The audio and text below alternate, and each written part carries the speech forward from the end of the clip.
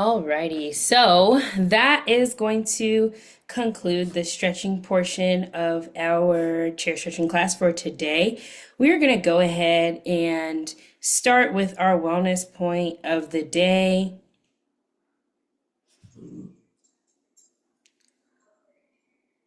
So let's see. Uh-oh, excuse my dog. He's a little loud. Alrighty, so today I want to emphasize the importance of mental health as we are entering more and more trying times. I know that mental illnesses and mental health is very important to us, and it's important to keep our physical health just as healthy as our mental health as we go from day to day. So let's talk about mental health tips and causes of bad mental health. Let's go ahead and see what we can muster up. So, as we all know, a lot of us struggle with mental health issues, if that's anxiety, if that's depression, seasonal depression, whether that is bipolar, whether that is something that you need to converse with a therapist about, or a psychologist, or a psychiatrist about. There are oftentimes things that we need to handle mentally. And I want to talk to you all today about practices that you can put into place so you can maintain your mental health, have a healthy mind, and also learning how to navigate some of those situations with anxiety, depression, and those type of things. So here are some mental health tactics and tips. They're going to be great to strengthen your well-being.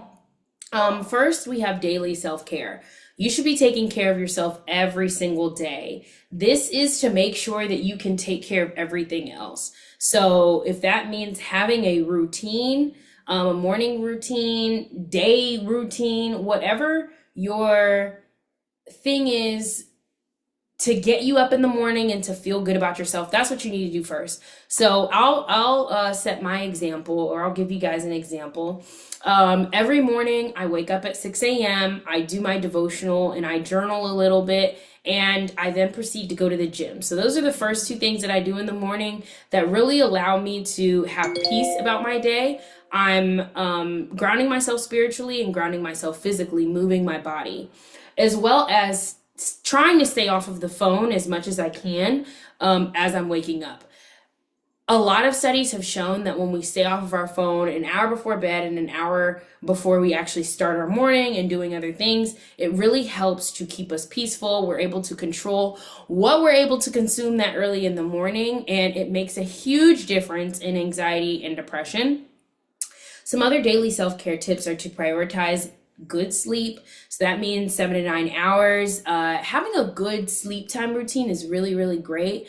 I really enjoy having a peaceful nighttime routine. Sometimes I'll go downstairs to my gym and I'll walk for 30 minutes, talk on the phone to whomever, and then I'll kind of close my phone down, come back upstairs, shower, put on some nice music, maybe eat some fruit, chill for a little bit, and then go to sleep, lights out. And I also like to listen to scripture or just calming sounds as I'm going to sleep, affirmations, all those type of things as I'm going to sleep, because it really just makes me feel like I'm taking care of myself. Even if my brain is not fully taking in all the information that I'm hearing at night, the important thing of that is that I feel like I'm taking care of myself. So that's number one. Also, number two is eating a balanced meal and staying hydrated. So on days where it's really hard for you to eat, or hydration is low, you have a headache, making sure that you're able to eat And staying hydrated is essential to feeling good on a day-to-day basis. I've actually noticed that when I don't hydrate on one day, that may affect the following day, which is crazy to think about. Like, you actually have to prepare yourself and prepare your body to do certain things. And in order to stay healthy, that's why you have to do it every day. Like, these are really, really important things to do on a day-to-day basis. And I know I can do it, so I know you all can do it. So staying hydrated and eating balanced meals, super essential. We already spoke about moving your body, but moving your body in exercises that feel good releases chemicals. So awesome, awesome, awesome. Number 2 is managing stress. So managing stress obviously is difficult to do, as you don't know what your day may have ahead of you, but nobody really knows. Honestly, none of us know unless you're some sort of psychic or you're some sort of prophet. But what we can do is control how we react to that stress. So let's go through it. Practice deep breathing and mindfulness or prayer. I have noticed that when I have high moments of stress, that's also coupled with anxiety. And what I have to do is literally breathe. It sounds so simple, but in that moment, it can be really, really difficult for you to do. So you have to remind yourself to breathe, deep breathing. So inhale for 4, hold for 4, and release for 6. So let's actually do that right now. So let's inhale.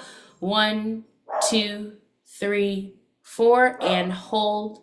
2, 3, 4, and release slowly. 2, 3, 4, 5, 6. So practicing deep breathing can really help to slow your heart rate, and just managing the stress and anxiety of it all. At least you're getting your heart rate down. That's step number 1. And then journaling can help you process your thoughts and emotions. So it's something about putting a pen to a paper that allows you to release things. I know a lot of people say you can do like a virtual journal, where you're typing or you're speaking into your phone as a voice note, or you're venting to your friend or a therapist, whatever the case may be. I found it most important to actually journal with a pen and paper. So I would highly suggest that for you all, and also if you want to manifest anything. The third thing under managing stress is breaking big tasks into smaller, doable steps. This morning I actually read a short little book about, I think it's called The Dot, which is basically about an artist or a child who was an artist who could not see themselves as an artist with them not being able to even draw a little dot. So she started by writing her name, and then she started doing little dots, and then she was like, okay, if I can do a little dot, I can do a big dot. And then she eventually drew this beautiful big dot, except it was a bunch of small dots on the outside, and then in the center it was a big empty dot. So like, she ended up making a dot without trying to make a dot. And I thought that that was so beautiful, and I think that that connects really well with what I just said, breaking big tasks into smaller tasks. If you can do a small task, you can do a big task. Don't look at the whole mountain. Look at the first step, the second step, third step, and so on and so forth. So just want to leave you all with that. Let's talk about having healthy outlets, engaging in hobbies that bring you joy, and also expressing your feelings through creativity, art, music, and writing. So I know a lot of us have such mundane careers where we have to be locked in onto our computers. We have to have our brains turned on all the time in a certain facet that allows us to complete the work that we need to. And I think that that is great. And for some people, that can be considered a form of creativity. But for others, you want to have that outlet where you're able to step into freeing your mind, just drawing, just writing, just creating music, just going outside and moving your body. Be creative in your own way. Find something that you're able to call your own and express yourself through that. So it's something that nobody else can take from you. And it's also something that you can do to really release and manage stress and having a healthy outlet when those times are hard. Alrighty, and then the last thing that we'll talk about is setting boundaries. So this is really important, and I often talk about boundaries in relationships and boundaries, not even just in romantic relationships, but platonic relationships, work relationships. Boundaries are so essential, and they're going to protect you and your mental health so much. And so, two of the things that come with setting boundaries: limiting exposure to negative news or toxic people, learning to say no when you need to protect your time or energy, and that is just essential to having peace. I think that an older generation, was very used to doing and abiding by the rules, so much so that they would put themselves and their health on the line. And we are no longer in that day and age. You are allowed to say no, and you are allowed to do what is best for you. So I encourage you all today to do that. Do the best thing for you in a moment.